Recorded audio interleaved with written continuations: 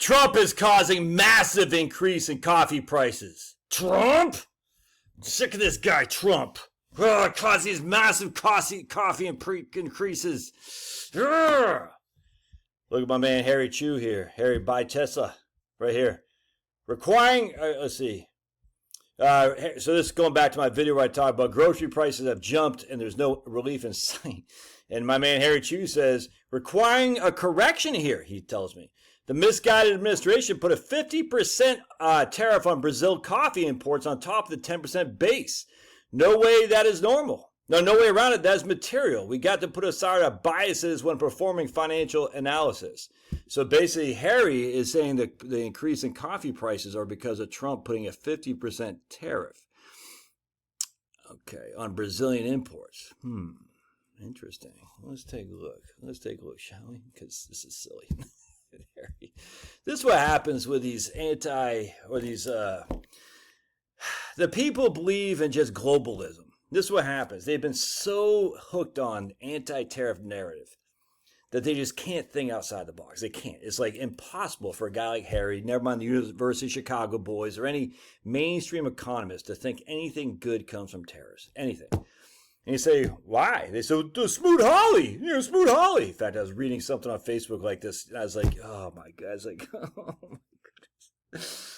Smoot Hawley. I was like, okay, well, what happened in 1922? The Fordney tariffs. How about 1897, the Dingley tariffs? How about the 1890 McKinley tariffs? Well, those are ancient past. But Smoot Hawley's 1930. Stupid, man. Smoot Hawley. I'm like, okay, we'll go back 8 years. No, that's too far back. Can't go back that.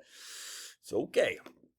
So they just can't comprehend that there might be something else that is causing things to go up other than tariffs. And as such, they get in this box.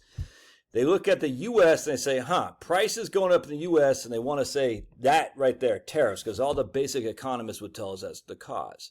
I'm like, well, is it really? So let's just take a gander, shall we? Let's gander on down the yellow brick road, and I'm going to show you something here. We're going to gander. So what the hell is all this? All right, let's get rid of that. So we're going to see right here. Coffee prices changes versus Canada in 2025. Coffee prices in the United States are up 21.7% in 2025, and then Canada is up 28.6%. All right, interesting. Does Canada put a 50% tariff on Brazilian coffee? I don't know. Coffee price changes 2025. Global versus U.S. market. And here's the U.S. in blue, and here's a global in red. And this is a change. Percent change is right there. So it's just so stupid. And by the way, when did Trump put that 50% tariff on? Oh, right there in August. We've had 30 days of 50% tariff on Brazilian coffee. It's dumb. I don't. So here you got the zoops. Here in the United States, just steadily going up. It's just the whole thing's so stupid. And we know what is causing this, dude.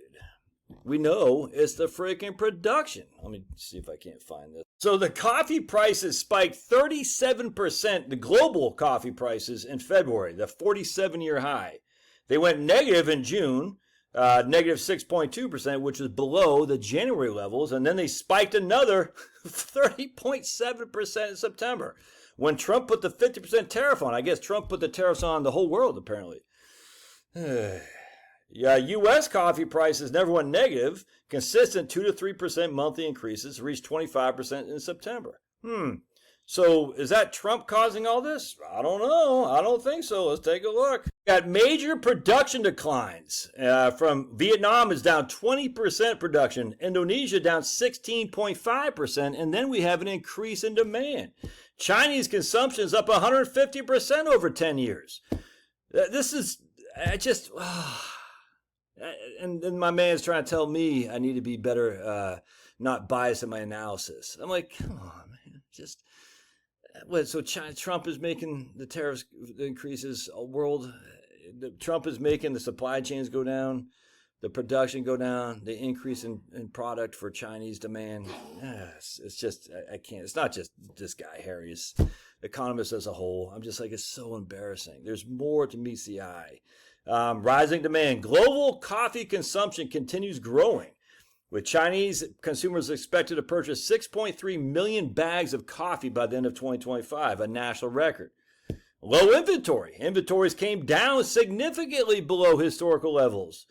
Brazilian challenges. In Brazil, dry and hot weather conditions prompted successive downward revisions to production forecasts in 2023 and 2024. With official estimates, that's Pablo, he always wants to suck on a blanket. Now he's like trying to cough it up like he's a cat dog. He's like got a thing in there. So with official estimates shifting from an anticipated 5.5% increase year over year to a 1.6% decline. That's Brazil. Weather problems in Vietnam, prolonged dry weather, and it caused a 20% drop in coffee production in 23-24, and another 10% production drop for this year. Similarly, in Indonesia, 16.5%.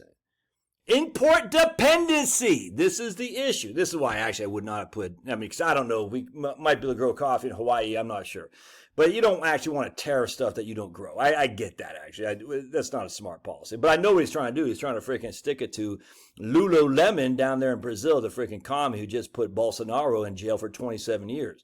I get it. Sometimes you got to use tariffs to hurt your freaking enemies. And Lulu is an enemy, absolutely. Nearly 99% of coffee consumed in the United States is imported, making the U.S. particularly vulnerable to global supply. Yep, exactly right. We see ground roast coffee prices hit $8.41 a pound in July, a record high and a 33% increase from a year ago. Yeah. Retail coffee prices in the U.S. Jumped 21% in August compared to the same month last year. Yeah. Anyway, it's pretty interesting, actually. Global coffee price surge. Coffee prices have reached extraordinary levels globally. Anyway, the whole thing is just to blame tariffs for everything. Literally, you're freaking, let's see, Syracuse is smoking Clemson. You're a Clemson fan. I blame tariffs. It just gets old and it's silly. All right, God bless. We'll see you.